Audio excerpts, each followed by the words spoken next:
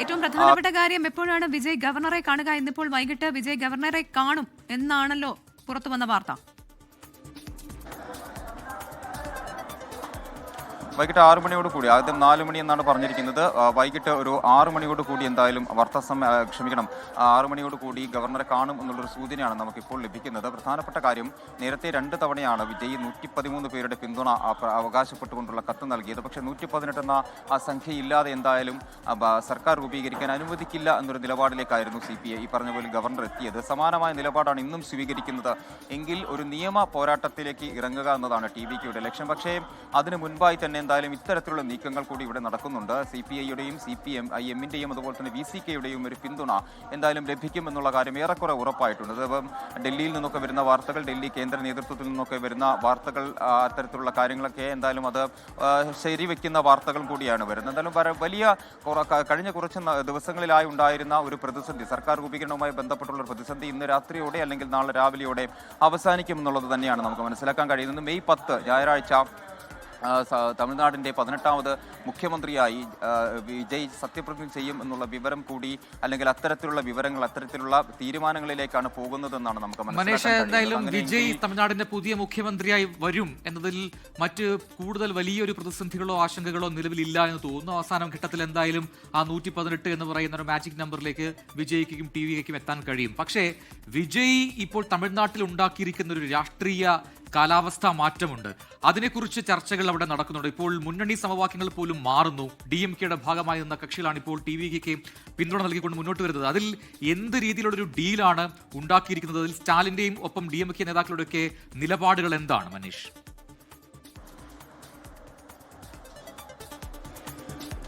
പ്രജിൻ, കൃത്യമായൊരു ഡീല് ഇതുമായി ബന്ധപ്പെട്ടുണ്ട് എന്ന് തന്നെയാണ് നമ്മൾ മനസ്സിലാക്കുന്നത്. കാരണം കോൺഗ്രസ് ഈ പറഞ്ഞതുപോലെ സഖ്യം വിട്ട് പോകുമ്പോൾ ഇത്തരത്തിലുള്ള ചർച്ചകളൊന്നും തന്നെ നടത്താതെ വളരെ വേഗത്തിലാണ് പോയത്. അത് പിന്നിൽ നിന്നുള്ള കുത്തിക്കൊണ്ടാണ് കോൺഗ്രസ് സഖ്യം വിട്ടത്. മാത്രമല്ല, സാധാരണ എല്ലാ സംസ്ഥാനങ്ങളിലും BJP ചെയ്യുന്ന ഒരു കാര്യമാണ് ഇവിടെ കോൺഗ്രസ് നടത്തിയത് എന്നുള്ളതായിരുന്നു DMKയുടെ എല്ലാ നേതാക്കളും, MK സ്റ്റാലിൻ ഉൾപ്പെടെയുള്ള എല്ലാ നേതാക്കളും പറഞ്ഞത്. എന്തായാലും ആ രീതിയിലുള്ള കാര്യങ്ങളല്ല നിലവിൽ ഇപ്പോൾ നടക്കുന്നത്.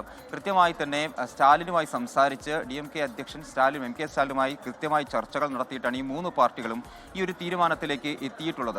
മാത്രമല്ല, സ്റ്റാലിൻ്റെ നിലപാടിൽ DMKയുടെ നിലപാടിലൊക്കെ വലിയ മാറ്റങ്ങൾ ഈ ഒരു കഴിഞ്ഞ മണിക്കൂറുകളിൽ വന്നിട്ടുണ്ട്. അത് ഏറ്റവും പ്രധാനം, TVK സർക്കാർ രൂപീകരിക്കുന്നതിൽ ഒരു തരത്തിലുള്ള തടസ്സവും ഞങ്ങൾ ഉണ്ടാക്കില്ല, 6 മാസം സർക്കാരിൻ്റെ പ്രവർത്തനങ്ങൾ നിരീക്ഷിക്കുമെന്നായിരുന്നു സ്റ്റാലിൻ ഇന്നലെ പറഞ്ഞത്.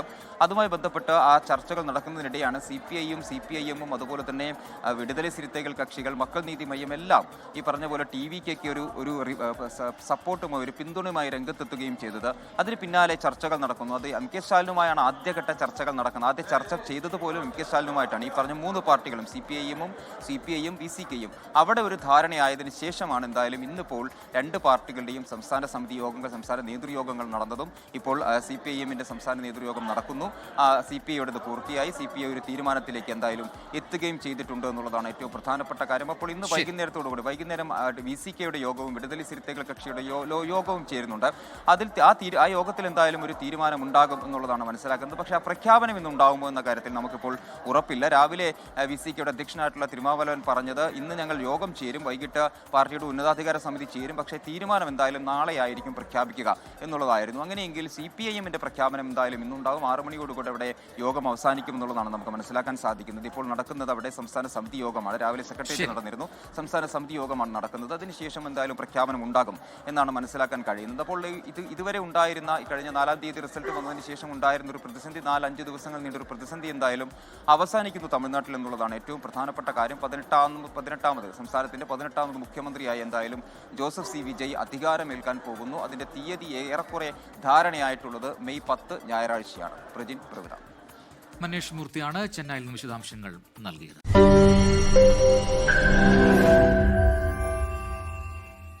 ലോകത്തെവിടെയായാലും ഏത് സമയത്തും 24 വാർത്തകളും ഓഗ്മെന്റഡ് റിയാലിറ്റി പാക്കേജുകളും എക്സ്പ്ലെയിനറുകളും വിശദമായി കാണാൻ ഞങ്ങളുടെ YouTube ചാനൽ നിങ്ങൾക്ക് സബ്സ്ക്രൈബ് ചെയ്യാം.